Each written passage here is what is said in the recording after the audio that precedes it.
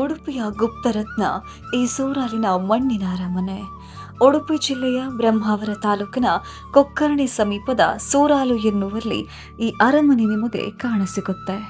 ಈ ಅರಮನೆ ಬಾರ್ಕೂರು ಆಡಳಿತಗಾರರ ನಂತರ ವಿಜಯನಗರ ಸಾಮ್ರಾಜ್ಯದ ಸಾಮಂತರಾಗಿದ್ದ ಚೋಳ ಆಡಳಿತಗಾರರ ರಾಜನಿವಾಸವಾಗಿದ್ದು, ಸಾವಿರಾರು ವರ್ಷಗಳ ಹಿಂದಿನ ಇತಿಹಾಸವನ್ನು ಕಾಣಬಹುದು.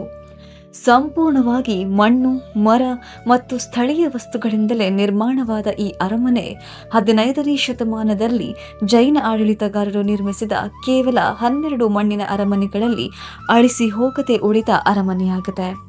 ಅರಮನೆಯ ಪ್ರತಿ ಕಂಬದ ಶಿಲ್ಪಕಲೆಗಳು, ಸಾವಿರಾರು ಕಲಾಕೃತಿಗಳು ಒಂದೊಂದು ಕಥೆಯನ್ನ ಹೇಳುತ್ತೆ. ಇಂತಹ ಅಮೂಲ್ಯವಾದ ಪುರಾತನ ರತ್ನಗಳನ್ನು ಉಳಿಸಿಕೊಳ್ಳೋದು ನಮ್ಮೆಲ್ಲರ ಕರ್ತವ್ಯವೂ ಆಗಿದೆ. ಯಾವುದೇ ಟಿಕೆಟ್ ಅಥವಾ ಹಣ ಪಾವತಿಸದೆ ಇಲ್ಲಿಯ ಇತಿಹಾಸ ಮತ್ತು ಶಿಲ್ಪ ಮತ್ತು ಸ್ಥಳೀಯ ಪರಂಪರೆಯನ್ನ ನೀವು ಕಣ್ತುಂಬಿಕೊಳ್ಳಬಹುದು. ಉಡುಪಿಯಿಂದ 30 ಕಿಲೋಮೀಟರ್ ದೂರದಲ್ಲಿರೋ ಈ ಅರಮನೆ ಮೊದಲು ನಿರ್ಲಕ್ಷ್ಯ ಸ್ಥಿತಿಯಲ್ಲಿದ್ದು ಈಗ ಸಂರಕ್ಷಣೆಯ ಸ್ಥಿತಿಯಲ್ಲಿದೆ. ಒಮ್ಮೆ ಉಡುಪಿಗೆ ಭೇಟಿ ಕೊಟ್ಟಾಗ ಮರೆಯದೆ ಈ ಸ್ಥಳಕ್ಕೆ ವಿಸಿಟ್ ಮಾಡಿ.